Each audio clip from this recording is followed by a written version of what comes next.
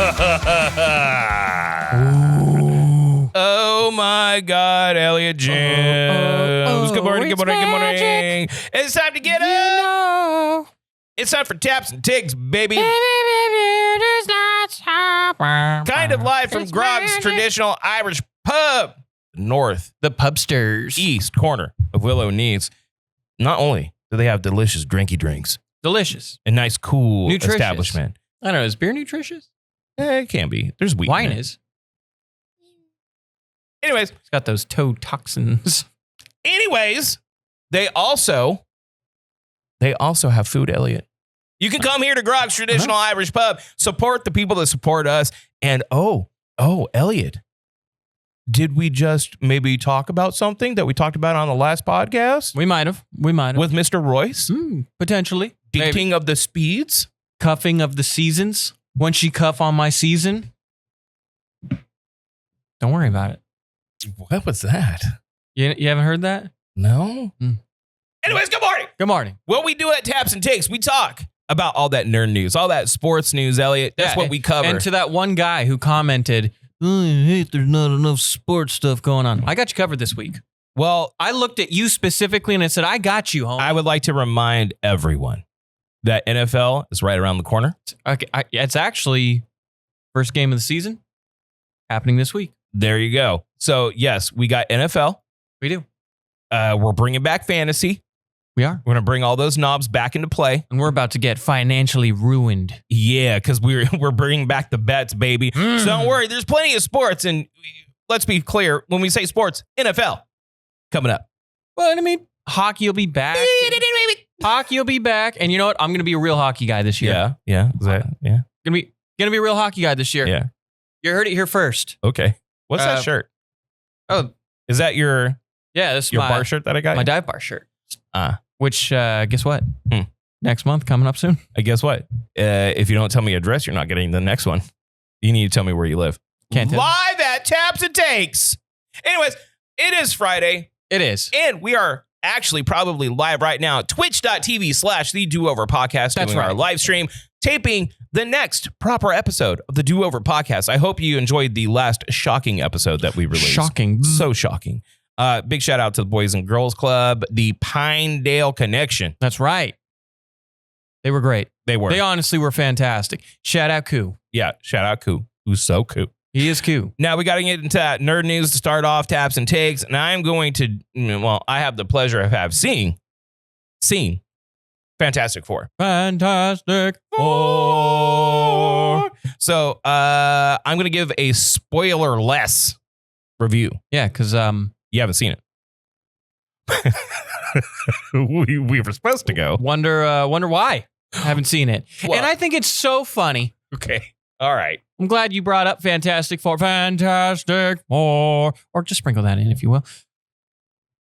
So, Drew, last week, he's like, hey, I'm mandating the mandate. Don't worry, Fan 4 on me. I got you. I know you struggling with those. You struggling with that student debt. Yeah. And I'm like, yeah, dog, because it's going to be really bad. So, he calls me Thursday. We have this all planned out. We're going to go Thursday, 2:30, hit that afternoon show. Yeah, so we can get it done during the day. Exactly. Yeah, perfect. yeah. And that goes right before my class, so it's perfect. My day is perfectly scheduled. Only for 1:30 to come around, he calls me and, I'm not going to Fan 4 today. I'm getting a refund. We'll go another time. First of all, didn't get a refund. When you buy them through Fandango like that, they're just gone, bro. You can't just change the date for the tickets. Oh. Well, as far as I know, no. That's ridiculous. Yeah. So, and then, talking to Drew, Monday, we're potentially recording something. Don't worry about the date. But he's like, yeah, man, took the son to go see Fantastic Four. Okay, so here's the problem. Okay. No, I'm not done with my story yet. Lady Jams Thursday. Gonna rewind a little bit. Lady Jams was like, oh, I'm sorry. Do you want to go see Fantastic Four? We can go together. And I said, babes, I would love to see Fantastic Four with you, but I already know what would happen if I saw Fantastic Four with you. I wouldn't hear the end of it. Oh, so you went to Fantastic Four without me. We were just going to mandate the mandate, and look at you went with Lady Jam. Is that not exactly what would happen? Oh, no, for sure. Yeah. Like if you went, but I would argue. Oh, so you just took your old son, your old flesh and blood with you instead. I would argue that the son excuse is a valid excuse because he was bored and he was a very good boy and helped clean up the house. So here's the issue. This is what happened. Taylor's birthday party was this weekend. Mm-hmm. I had to paint a wall. Should have did a fantastic job on, by the way. Say that again? I had to paint a wall. What? You didn't get the joke. Fantastic day. There you go. Yeah. Okay. So I had to paint a wall that was not painted. I had to help clean. Mm-hmm. When I told Sarah that I was going to go, she's like, okay, fine. Because I said, I have to meet Elliot at Edwards. That was it. Right? She's like, okay, no problem. I'm like, okay, this is a couple days before. So you didn't tell her. Wait. Yeah. Did not tell her I was seeing a movie. So then I was all, okay, I got to go meet Elliot. She's like, what are you doing anyways? I'm like, we're seeing Fantastic Four. Bro, the female hate that immediately emitted from her face. You're doing what? There's so much shit that needs to be done here. Fucking third eye demon style came out, dude. Well, you misled her. I didn't. I'm meeting Elliot Edwards. What are you doing? I'm meeting Elliot. Yeah.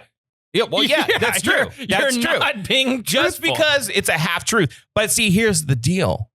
She knows it's show prep for this show right here. Mm-hmm. Yeah.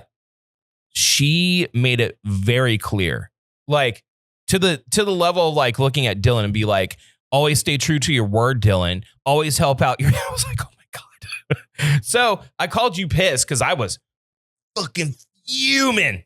I was fuming angry because I was like, Sarah, here's the problem with my wife, my beautiful, busty, blonde wife. Mm-hmm.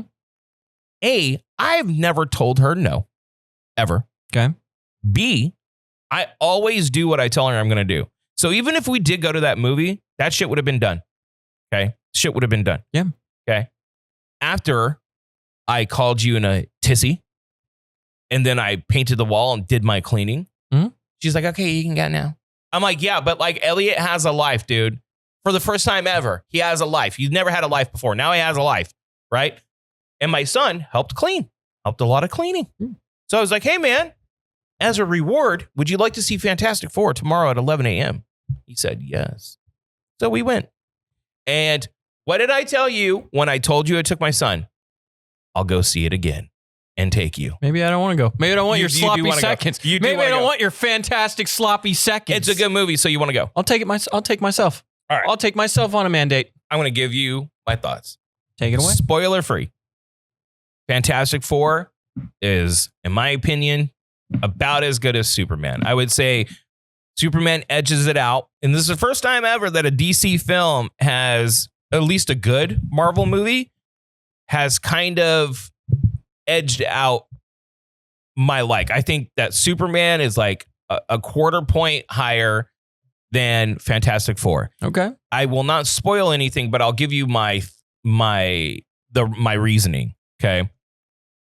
It is a very fast-paced cut movie, and they wanted to establish the family dynamic up front. Right. Which is fine, which is good. It's good. Okay. I mean, they're the family of Marvel. First family of Marvel. Yep. And like they did it in a way that they didn't need to go through their whole origin. You know, this is an established world. Both Superman and Fantastic Four, established worlds, stuff like that. Which I appreciate. Yeah. The thing is I feel like it needed 20 more minutes of character building. Okay. Just a little bit, 20 minutes of flow state, like in between the things. Mm-hmm. Do not just reach just the smartest man in the world and just can do anything. Like, show me why. Like, show me the actions. Like, you know how show me the brain working. It's like when you have the scene in Endgame when Tony Stark figures out time travel. Yeah. That's the kind of stuff I want. Like show me. Show us lab coat Reed. Show me why he's so smart, right? Okay. Instead of he just is. Show me why. And dude, I mean, if you look at that scene at Endgame, Tony's just basically like, I just figured it out. But that establishes his brain as being so crazy. Yeah. Right? So that's my main gripe. The good stuff. There is major payoffs that, I mean, is just so ripped out of a comic book. You're like, whoa. Fucking Silver Surfer, Shia LaBeouf, sick. So good, dude. So good. So I'm excited for the future of Marvel. And here's the other thing. There's comedy in it, but not a lot. It's not like just a funny fest. Yeah. It's like It never gave that impression in like any of the trailers. It never gave like the impression of it being like a funny thing. There's a couple, and dude, it is very, like some of the scenes, it is so Jack Kirby kind of early 1960s style, down to the way some of the characters look and how they are portrayed. It is very much a love letter to the golden age of Jack Kirby comics and, you know, the galactic hierarchy. You know what I mean? I don't want to spoil the things but they do have baby. Okay. Yeah. I mean, they show that. Yeah, they show the trailers. that. Yeah. You see Franklin. And what they're setting up with him is you can tell it's going to be big. And there's a reason why he's probably going to be a linchpin and everything that's happening with Doomsday. Sure. And I'll leave it at that because until you see it, we can't have a spoiler discussion, but I liked it a lot. I think it's like Marvel coming back to form. Like even Thunderbolt. I thought Thunderbolts was a really good movie. I thought Thunderbolts. It's not incredible, but it's a good movie. No, I think Thunderbolts was a solid B movie. Yeah. And that's what it wanted. And that's what it's supposed to be. I think all these three films were all high B movies. I think they're like all B pluses. Superman is a strong outing for them, but I gave it an A-, Superman.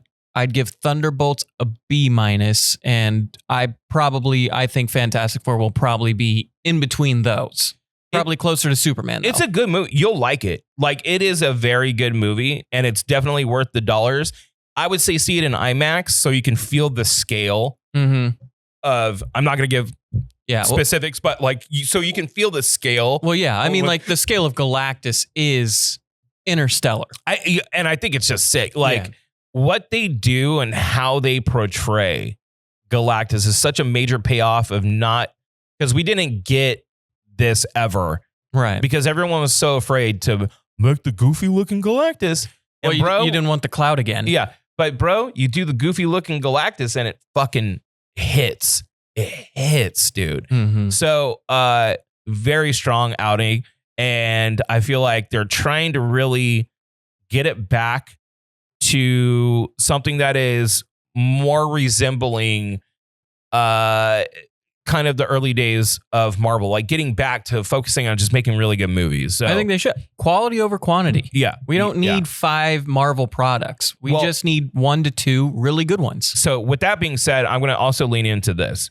Kevin Feige was recently interviewed, basically saying that Secret Wars is going to serve as like a reset. Yeah. He didn't say reboot. He said reset. Right. But I think that the main moving forward characters are definitely going to be X-Men and Fantastic Four. And like, look, I think they're a little late on that. I think they should have done this 2 years ago. Absolutely. However, they're going to recast everyone. Yeah. Everyone. And you know what they Ryan should? Reynolds and Hugh Jackman. I think Ryan Reynolds' Deadpool will serve as kind of like a keystone character in all these things, like linking all of this. And I feel like we're going to get an old man Wolverine, like an old man Logan. We will. Yeah. I think this is him transitioning into, which I really hope the actress for X-23 gets to retain.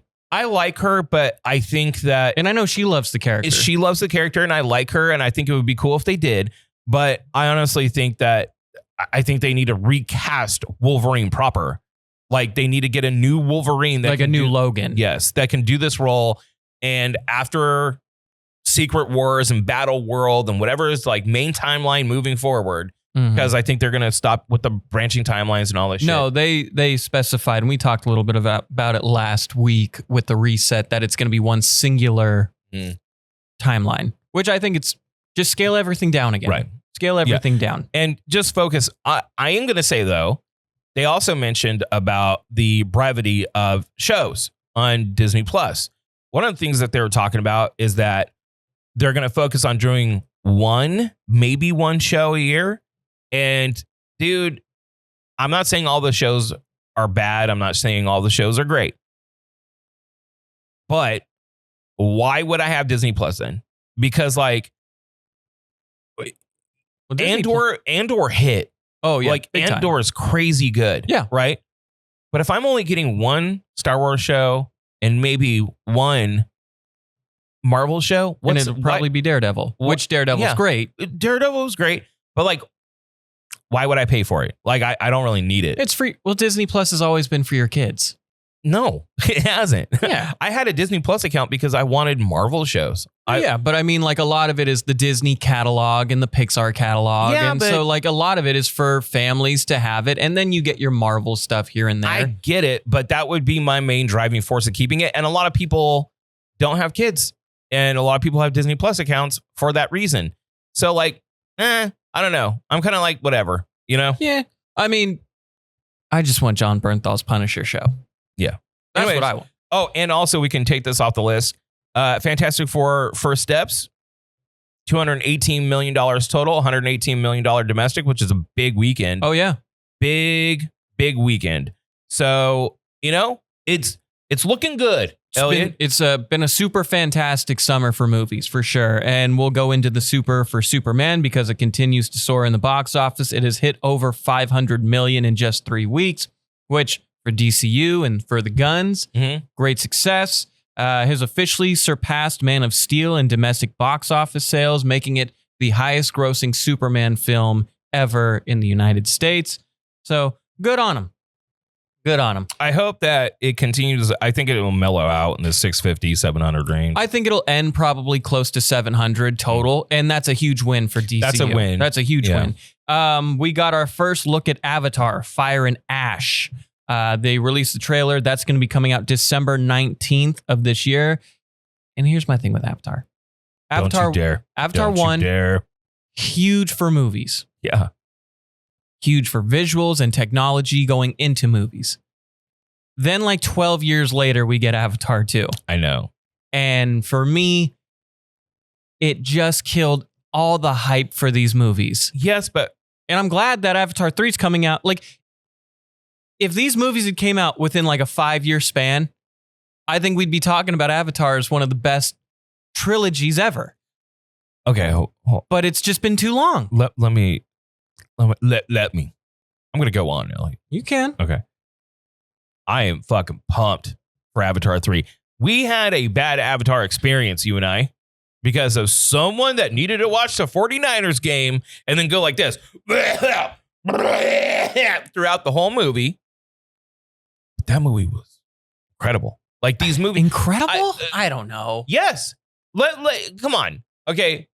Bro, when you hear that like song, like that Avatar theme music in the background, like I want to be like fucking stupid.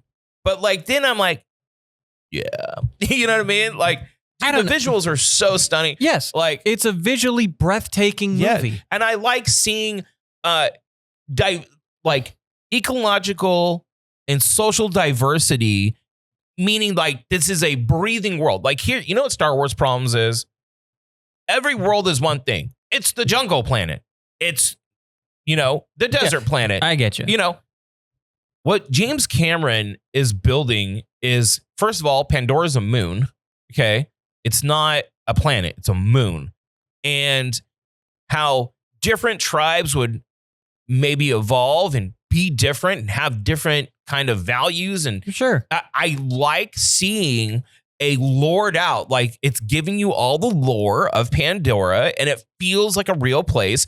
And let's be real, if humans were technologically advanced enough to get on another planet and start, hoarding those resources, colonizing. This is exactly what human beings would do. So I like it. I like the story. It makes me feel good to watch him. And it's very moving. Like, I think Avatar 2 specifically, Like there was a couple parts at the end that I got like kind of choked up. You know what I mean? You did too. Don't lie. I saw you. You went like that.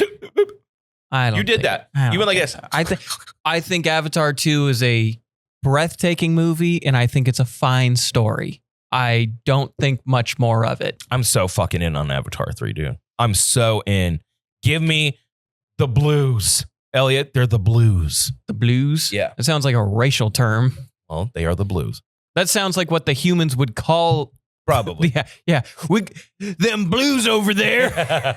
Them blue bellies over there. Let's get... That sounds like a racial term that the humans would call I like the idea that maybe there's a tribe that is running on hatred and anger and, you know, that they're teaming up with, what's his name? Fucking sick-ass old dude. You know what I mean? Like, and they're going to arm him. Like, I like the idea that maybe that they war with other people. Like, they're not people that you could come and, like, approach. You know what I mean?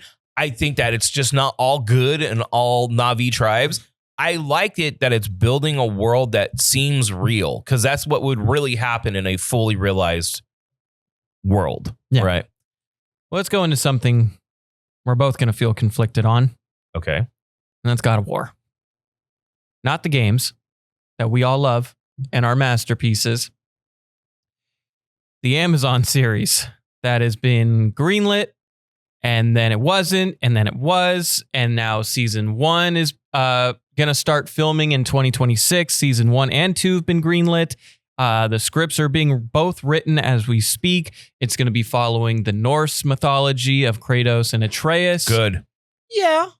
What's your problem with it? I don't have a problem with it. I just don't have a lot of faith in it being good. Hold up.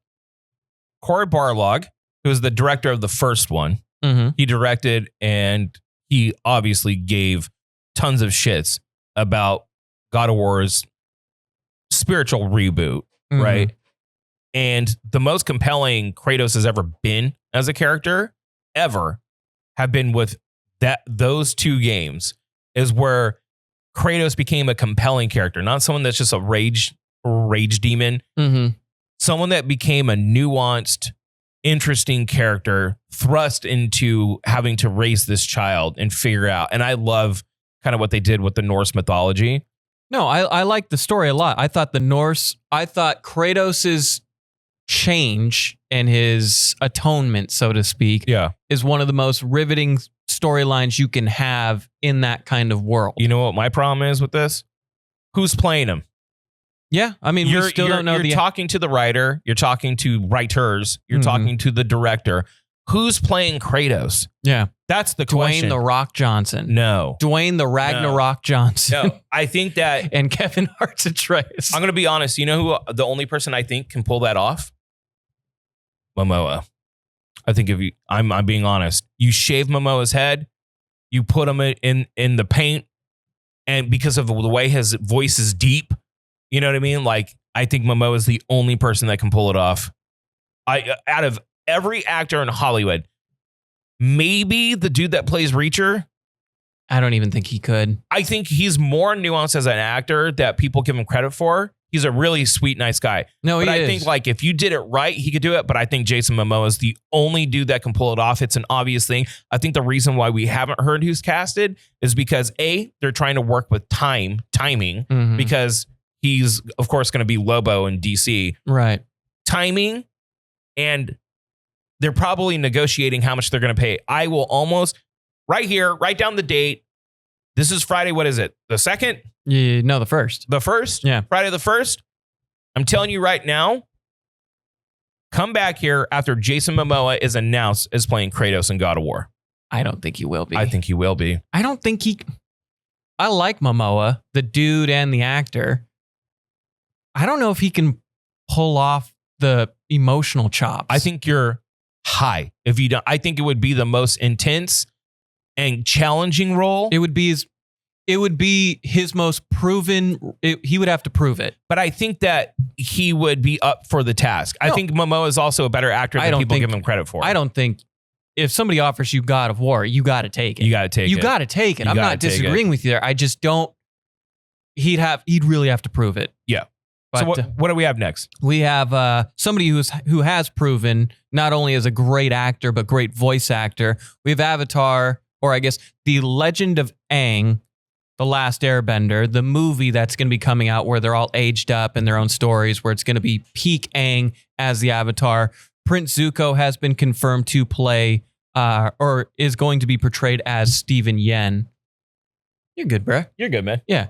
Steven Yen going to be playing Prince Zuko, arguably the second best character in that show. Oh, and again, why is he the second best character? Because he had a compelling arc. He probably had the best arc as a character. Yeah. But I would probably say Uncle Iroh is still the best character. Uncle Iroh's a great character, but I mean, the top three is Iroh, Zuko, and Aang. yeah, but Ooh, Toph, though. Toph's a top. Toph, yeah, but I would say Toph's a dog. going from all the, again, hate and anger and learning to overcome that made him a cool character. This is kind of sad but interesting news. The Legend of Vox Machina has been renewed for a 5th and final season, so they're going to tie it up. Season 4 coming out this year. Okay. No, next year. Apologies, 2026. And got a look at of season 4 coming in 2026. But not only that, the Mighty Nine, which is spelled like nine, like no. Yeah. The Mighty Nine, which is the second campaign that they did after Vox Machina. It's the second campaign that they did. And I don't know. I know little to nothing about it. Same. But they teased it, the Sensual Seven. Right? Vox Machina is, I loved it. I did not expect to love it. And I got way into it. I have not finished the last season yet. Very good. Which you say it's very good. My problem is that I want more fluid animation than what we're getting with Vox Machina. You had it in some of the battles you have towards the end of season 3 were very fast paced, very beautiful. I'll say this, and I know you're going to be like, well, that doesn't say anything. It's the best visually animated series on Amazon. Like, its animation is clearly better than Invincible. Yeah. It is. Yeah. And I think Invincible animation doesn't bother me. Like, the story and the characters are far exceed, and I think the animation for the fights for the most part are good. Vox Machina has some great animation and some great fights, especially in season 3, and you get some great character dynamics and growing storylines leading into season 4. So I'm very excited for that. And there were a lot of good character payoffs for season 3. What I'm concerned with the Mighty Nine is the same thing that I was concerned with Vox Machina, is that people are going to wait 2 years down the line, be like, right, why didn't this show get a second season? Right. You know, and it's like, dude, because you didn't support it when you needed to. Well, and I'm glad Vox Machina is getting its flowers. Well, hold on. Vox Machina is a massive hit. Yes. Like, it's a massive hit animation-wise for Critical Role and Amazon. Yeah. And it made a believer out of me, someone that didn't give a shit about any of this. But that's what I mean. How long did it take us to watch season 1 and 2? A year, but like we did, and then we were in it. So I'm sure we're not the only ones. So if you can get casuals that aren't into Dungeons and Dragons, you are now, but like before, if you can get casuals in on it, then you did something good. My only concern with the Mighty Nine is that it would come off really samey. Right. And I like the characters of Vox Machina. I like their motivations. I like the characterization that they've gone through. I like that. And I like them. So without them, they're just playing new roles. Am I going to care about these characters as much as I cared about the first ones? Yeah, I get you there. Chris Evans is reportedly being eyed for a role in an upcoming Star Wars film. Chris Evans and our man, Mr. Goss. Yeah. Which I was thinking about this. I don't know if I see Evans as a Jedi. Who says he's playing a Jedi? No, I know. But naturally, my first thought is when you get these star actors, my first thought is, could they play a Jedi? What's their dynamic as a Jedi? You know what I think? Chris Evans, after playing Captain America, I bet you he's playing a Dark Lord, a Dark Sith Lord. You know what would be funny? You could make this funny.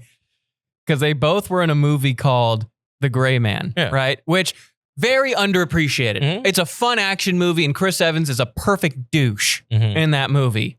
It's a flat top. The Gray Jedi. You know, And you just make it two mercenary Jedis. the whole concept of a gray Jedi is really rejected by like Lucas stands. Yeah. And Freddie Prinze Jr. goes on a brilliant kind of rant about how gray Jedis are not Jedis. I think finding the Bindu, which in canon is what they're called, that are the line in the middle, is a criminally underexplored facet of the Force that I feel like deserves its way, because it is clear that they've established that Jedi, the whole kind of system of the Jedi, had failed, right? That they're the way that they did things, the way that they were politicized, like it made them fail as a movement, I guess. I don't know what would be called, as like a party, I guess. As a sect. You know what I mean? Like the Jedi failed. And the dark side users are they're just like the bad guys they lack nuance. I mean, like Vader had nuance because of where Vader came from. Well, and Darth Maul's now getting that. Yeah. But I feel like the people in the middle that are like, maybe like I said, as I pitched months ago on this show, give me like the wet workers, like the Jedi like Black Ops team that's going and murk people with like little katana lightsabers that and like, you know what I mean? Well, you know what? Give me Splinter Cell Jedi, bro. You know what I think would be funny? Give me a Jedi down on his luck. Yeah. Like a dude who can't pay his... could pull that off. That's what I mean. Give me Ryan Gosling, who can't pay his taxes. Right. And just like has to afford living. Right. And like, why don't you just join the Jedi Academy or the Jedi Council, man? It's like, those politicized. Well, that would be kind of a funny... I just think that like what we established, I feel like we need a big leap forward in time. We need to get out of this era. Big leap forward in time. See what the remnants of Force using tribes, what they become after. Yeah. And show us something new, but show me some great Jedi action, bro. Yeah. Well, I mean, I think because I know Gosling would play a great smuggler. I mean, he's played it.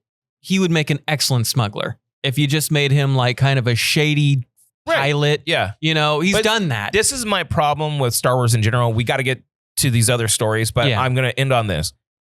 You hear these casting rumors and everyone gets excited, right? And then they have very minor, small, kind of inconsequential roles in Star Wars.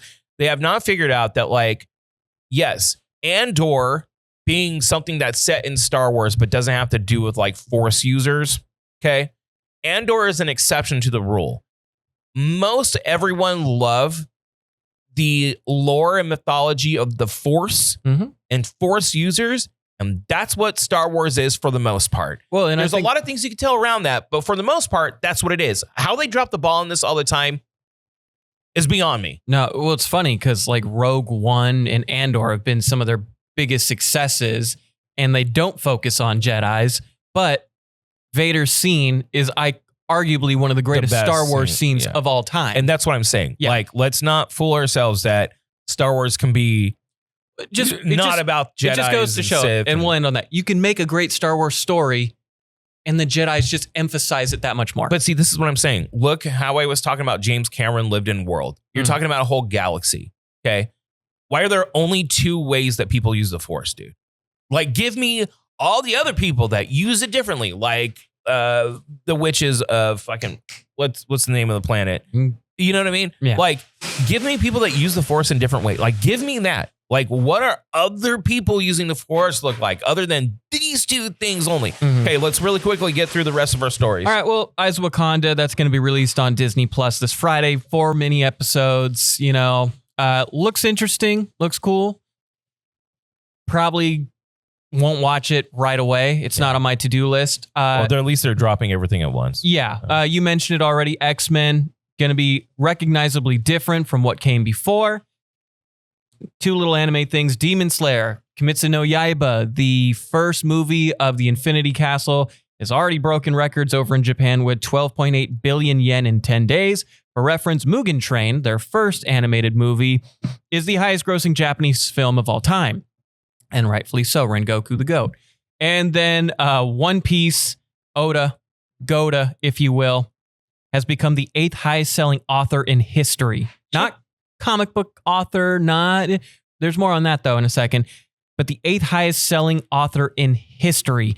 And he is close to surpassing J.K. Rowling. That's right, Harry Potter's author. And not only that, he is 22 million copies away from outpacing Superman, who had about 100-year head start on him. Yeah, that's crazy. So, Oda, the Goda, can you say the One Piece is real and it's very profitable? There you go. There's our nerd news section. We're going to take a little break. Come back with sports, baby! Big shout out to Groggs Traditional Irish Pub at the northeast corner of Willow and Knees. Not only do they house the Do Over podcast for taps and takes, but they invited us to go blow it up on St. Patrick's Day live on scene. Now that that's done, it's easing us into summer and it gets hella hot here in the Central Valley. Groggs prides themselves on being the coldest drinking establishment in the Central Valley. Literally go down there, get a nice cold pickleback, get a nice cold Guinness, throw it back and leech off that free AC, son. Support Groggs because they support the Do Over podcast. That was it. Yeah, that was it. That was it Yeah, right that was there. it. That was it right there. Oh, it's time for sports. Elliot loves sports and balls, sports balls. Elliot loves balls. So many balls, sports balls. Elliot. So give me all that sports news that everyone was bitching about that we don't have. NFL. we got a lot. Got a whole heap of it. I'm looking at your notes. First prompt, gambling. Well, I mean, I have like set pieces. So there's like gambling, NFL, MLB. Which we don't ESPN. gamble in the state of California. It's illegal to sports bet in California. We don't do that. Yeah, it's actually funny. I had somebody, I was talking to one of the guys at the Sharks last Wednesday, and he was like, you could kind of tell he was like, they got to hurry up and make sports betting legal in California. I was like, yeah no doy. Yeah, I know. I I was have like, he was like, who here sports gamble? And a lot of us were like, no, it's a trap. It's a trick. It's a trap. It's a trick. They're It's a tricking trick. me. They're tricking us. All right, let's start with the NFL, though, because we started with this story last week, and that is rookie out of Texas A&M with the Cincinnati Bengals, Shamar Stewart. So he hadn't signed his deal. He was the last first-round pick to sign a deal because he didn't like the verbiage in the contract. So he was like, I'm not doing this because you could just say something isn't good with you, and then I don't get paid anything. Mm-hmm. Well, he has officially signed with the Bengals. He agreed to his rookie contract. He said, as the defensive end became the final first pick of the draft, or the final first round draft pick to sign his deal, he's agreed to a 4-year deal, fully guaranteed contract worth $18.97 million, and including a $10.4 million signing bonus. So he's getting his guarantees. He's getting his money. Now the Bengals just have to figure out if they're going to sign or how they're going to sign Trey Hendrickson, their star defensive end, because that defense quite literally needs all the help it can get. Right. Let's move on to the Denver Broncos, and they're going to be a part of our prompt that we end the sports takes on. Cortland Sutton, who is a solid wide receiver in his own right, and the Denver Broncos agreed to a 4-year, $92 million extension, securing Bo Nix's top weapon for the upcoming season. AFC West is going to be a doozy with the Raiders getting a new quarterback, coach, and running back. Broncos loading up. They had a really good season last year. The Chargers, who, sorry, Eddie, are probably going to be really good, make the playoffs, and then lose in the first round. And then the Chiefs, who we all say, this is the year they finally go down for good. And then they make it to the AFC Championship almost every year with Mahomes. So we'll see how that goes. ESPN is reportedly nearing a deal to acquire the iconic show NFL Red Zone and the NFL Network. The deal is rumored to be worth $2 billion. Man, you know what? If we just got ourselves a sports blog 20 years ago, I think about this on YouTube. Mm-hmm. If we just did this 15 years ago, you would have been 10. But you get what I'm saying. If we Chicken fingers, are they the best? which works now, apparently. Bro, if we just got on YouTube in the early days, we'd have 18 million followers right now. Mm-hmm. What the hell are we doing wrong? Yeah. Too good? Are we just too good? Life comes at you, man. Like I had third grade to deal with, you know? Yeah, that's true. Third grade was a doozy. That's why I took it twice. Yeah. We have the 49ers. 49ers are signing cornerback. Held back, bro. I forget. We need to talk about that on the next podcast. It's a doozy. Shout out Miss O'Farrell. We love you. Both times. 49ers signed cornerback Eli Apple. He's not swinging in either way, but, you know, you got a little depth at cornerback, so the Niners trying to help bounce back after their brutal season last year. Injuries beat the brakes off the 49ers, so we'll see. Does McCaffrey play this year? Is he cleared yet? Yeah, he's cleared. He looks good. He looks good in camp. Always looks good until he gets tackled. Always looks good until he doesn't. Yeah. You know? We have the Browns. The Browns quarterback carousel because they picked up Joe Flacco, Kenny Pickett. Not that Flacco. Yeah, something about Flacco that I trust, you know? And then they have the Oregon quarterback, Dylan Gabriel, who had a very good season in college last year. And then you have Shedeur Sanders, who also had a pretty decent season at Colorado State with Coach Prime, his dad. He has had some off-team kind of blunders, but he is very talented. They said one of those quarterbacks is going to get voted off the island here, bud. So who's it going to be? Personally, I think they'll keep Flacco because I think they like the veteran kind of I think they like journeyman. That trust that they got in Flacco. Well, Flacco was good for him a few years ago. And I think you want kind of like an adult in the room. Kenny Pickett, I just don't know if you'll use much, maybe. But he is young and he's had some starting experience. But I don't think you can have Dylan Gabriel and Shedeur Sanders as like your young upcoming. You have to pick one. Yeah. So knowing the Browns, they'll probably pick the wrong thing and it'll put them back another 10 years because they're always 10 years back. That's just who the Browns are. They just can't figure life out. But we'll see. Speaking of Sanders, though, we have head coach for Colorado State, Deion Sanders, primetime. He has announced that he has been cured from cancer. So congrats, Prime. Congrats, Prime. Happy for you, buddy. Very good for Coach Prime. Yeah, very good. And we're going to go into our prompt with the NFL at the end because I want to pitch it to you, and then we'll let the audience know. We'll let them decide. But let's go into golf because golf is part nerd news, part sports because it's Happy Gilmore 2. Which I heard was really good. I haven't watched it yet. So I watched it. Happy Gilmore 2 is exactly what you thought it was going to be. That's a good thing. A bajillion cameos, stupid, fun. That's good. And a little wholesome.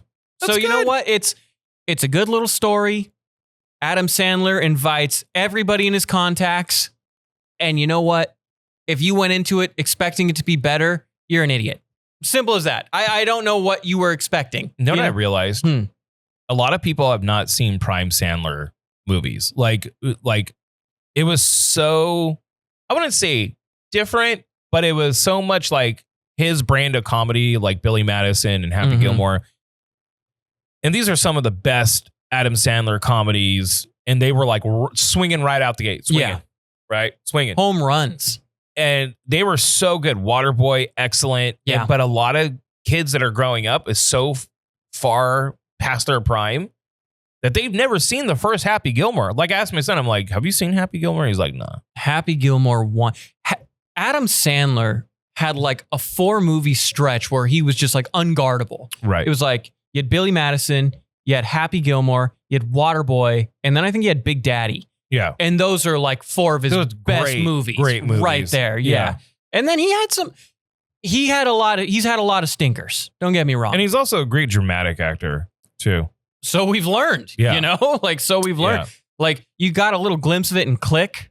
And then he really brought it with Uncut Gems. Uncut Gems, Spanglish, Punch Drunk Love. Well, and he also did Hustle, that basketball movie where he was kind of like the coach. Yeah. Really good in that too. So, I mean, he's got it. And Happy Gilmore 2, it's a 6 out of 10, probably closer to a 5.5 out of 10. But that's exactly like me and Lady Jam smiled the whole way through. And that's what you want. You just want a fun movie you can come and go as you please in, and you'll get a laugh here and there. And that's what you want. Funny enough, the guy who actually kind of had a great little run was Bad Bunny. Yeah. Bad Bunny's. He did Bullet Train. What else did he do? Oh, he's big into WWE, so he's appeared in WWE stuff. And Did yeah, but like he gets a decently sized role. So Really? Yeah. He's the caddy, right? Yeah, he's the caddy. Yeah. Like a decently sized Is he pretty role. good in it? It's pretty solid. Oh, He's not okay. bad. Yeah. So I mean, good for Bad Bunny and good for movies. I know he's not a rapper, but there is like this weird thing because acting is not easy. No, Being a natural actor and being a good comedic actor, not an easy thing to do. not at all. And there's this weird kind of thing that some musicians, I mean, look at Ariana Grande, look at, these rappers that will transition from rapping to acting and they do 50 Cent.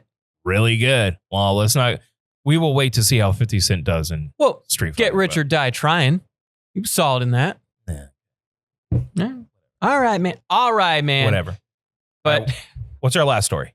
all right, we got one little short story, The Mountain from Game of Thrones. Oh, yeah, that was crazy. Yeah, he deadlifted 505 kilograms, which is 1,000 pounds, 1,113 pounds to break the world record for the biggest deadlift ever. Crazy. Did you see truly the bar?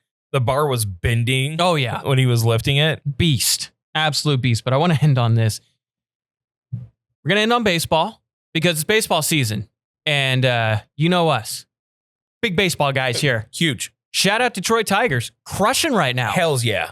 Tigers. It's time. Tigers are kicking butt. And then if anyone says that I'm not a real Tigers fan, I will remind them, no, but they have a D on their hat, and my name's Drew. So fuck you. I don't know. You were there I remember you being there for the Verlander years. Yeah. In the Miguel Cabrera years. I was there. You were there. I was there, Elliot. Big Tigers guy. Big Tigers guy. Huge Tigers guy. Yeah. Cleveland Guardians closer Emmanuel Clace on Monday was placed on the non-disciplinary paid leave. I can say words, okay? You struggle sometimes. Disciplinary paid leave through August 31st as part of the Major League Baseball's investigation into sports gambling. I'm going to say this. Okay. And Royce kind of talked to us about this too, and I agree. You should not be betting. You should not be allowed to bet on yourself in those games. I think you should if you're betting on yourself to win. Well, because then you might be betting on yourself to not win. No. I think it should be illegal for you to bet on yourself to not win. It should be legal for you to bet on yourself to win. You're betting on yourself, literally. Like, if I'm LeBron and I'm like, I'll put $100,000 that I will hit 40 or more. You know what I mean? Or I'm a pitcher and I'm just betting on my team to win, right? That should be allowed because you're betting on yourself. Dude, Pete Rose, he would bet on himself. Yeah. And he got all the shit for it, and he was betting on himself. Yeah.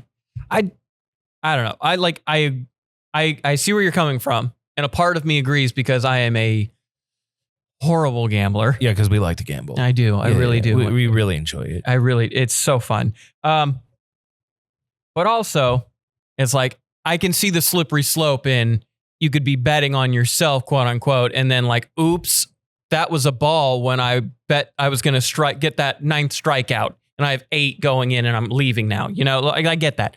However, he's being investigated. That started back in June 27th, and it alerted the IC360. It's a firm that monitors betting markets and abnormalities. Jeebus. I thought you could talk, Ellie. I can. Shut your gob. Mm-hmm. Abnormalities. So the sports books and the gambling operations were alerted after a spike in action of Ortiz's first pitch in the bottom of the second inning against the Seattle Mariners on June 15th. So it was a game between the Mariners and the Cardinals. And in both cases, they saw unusual amounts of monies were wagered on the pitches being a ball or hit batsman from betting accounts in New York, New Jersey, and Ohio. So we talking about 2 pitches in 2 different games. It's one thing if it was like, you know, he needed to hit 8 strikeouts, and on the 7th one, he threw 4 balls and then got taken out of the game or something. These are 2 individual pitches. That seems a little whack. That seems a little ridiculous. Like 2 pitches out of everything. And if anything, I think you should be paying more attention to the umpires calling these pitches. Yeah. They're the ones who probably got more skin in the game. I would say so, Elliot. Like, because they're like, I'm the one who's in charge of calling these pitches. So if I got the over of 7 strikeouts, yeah, maybe that low one was maybe a strike after all. Hold on. What? I don't mind if someone bets on themselves to win. I do mind if they're betting on themselves to lose because they can directly affect that by trying to not perform or throw. Okay. So like, I get that. But much like we were talking about how for some reason our elected officials are allowed to hold stocks and then make policy that affects stocks and also have the inside scoop on businesses and letting mergers happen and things like that. I don't think any government official should be allowed to even hold stocks. No one holding it for them. I don't believe that they should be forced to liquidate their whole portfolio if you want to do public service. I feel the same way about this. Like, I feel like if you're an individual and you're betting on yourself to win, but you can lose, right? You cannot perform, you don't have a direct outcome of winning. You can just try your best. So I understand that. Betting on your team to lose and then you throw, which was rampant in like league hockey or league soccer, like football over in the UK. That was huge. Huge. There was an article that came out. This guy talked about how he was throwing games for majority of his career because he just got used to the money, kind of. You know what I mean? But I mean, you see stories of like some of these basketball players that bet on their team losing or betting on like certain rebound stats. So they'll go out of their way to snag a rebound over somebody. And it's like, all right. What do you think the percentage of people that have safeguards that bet on sports that are sports people, that are like athletes? You think it's like 20% of them? Like 1 out of every 5, 1 out of every 10? I'd say probably 1 out of 10. 1 out of like 10. 10% of them 1 out of 10, 15. Yeah. You know, someone has a cousin somewhere that's putting in some. I definitely think there's more of that where there's like kind of like, hey fam, how you feeling today? Man, I feel great. All right, I'm putting you down for 2 tutties. Yeah. Like, go make me proud. Yeah. And then he'll get one and be like, what the hell, bro? Yeah. But like, I'd probably say like that are actually a part of that betting. I'd probably say it's maybe 10%. Yeah, that sounds about right. Yeah. I definitely don't think coaches should be allowed. No. GMs definitely not. So here's the thing. This is all to say, make sports betting legal in California. So we don't need to pretend like we don't sports bet in California. That'd be great. Yeah. And seeming that the NFL is starting, baby. I wanted to end on this. We'll end really quickly because I want to do this for predictions week 1, because the NFL preseason, the Hall of Fame game is this week. So preseason is officially starting. So we can go through this and use this throughout the weeks until the season starts. Predictions week for the AFC West. And that's your Broncos, that's your Chiefs, that's your Chargers, and your Raiders. 1 through 4. Who do you think's going to win the division? Who do you think's going to do well? Go. Give me the 4 teams again. Chiefs, Chargers, Broncos, Raiders. I think the Chiefs and the Chargers are 1 and 2. Okay. I think the Raiders come in 3. Ooh, okay. Yeah. So you think Bo Nick's a little sophomore slump. But you don't know, like, the Raiders kind of get shit on and have very mediocre stats. Usually. But it would be cool to see the Raiders kind of go far. You know I agree. Even though that they're an insufferable fan base, just like the Niners. And this is coming from a person that roots for the Niners all the time. Both of these camps are very insufferable people, especially Asshat. He's the worst. He is. He is the absolute worst. He can be a hat of asses. He is the worst. But it would be cool to see a team that hasn't performed in a while go kind of far. Yeah. Like if the Browns went to the Super Bowl, it would make me so happy. Oh, yeah. It's like when the Cubs won the World Series. Yeah. Like enough to make a grown man cry. I would definitely root for them because like they've been shit on so long. It's like finally they get their due. Like that would be great. That would be a good thing. All right, so you have Drew's predictions. Yes. Chiefs 1, Chargers 2, Raiders 3. Now, quickly, do the Chargers and Raiders make the playoffs? I think the Chargers would make the playoffs, at least first round. Okay. It depends because the Raiders usually get shit on really quick. Did they even make the playoffs last year? Raiders? They No. had a negative record. No. Broncos almost made the playoffs. They're about a game off. Yeah. But there you have it. So let us know. Your top 4 in the AFC West. Who are you picking? What's your 1 through 4? Let us know in the comments. And that's a wrap. That's a wrap, Jack. That's done. it. That's Taps for Takes. We're done. Taps for Takes. Taps and Takes. Taps and takes. Taps for Takes. Finished. For taking taps.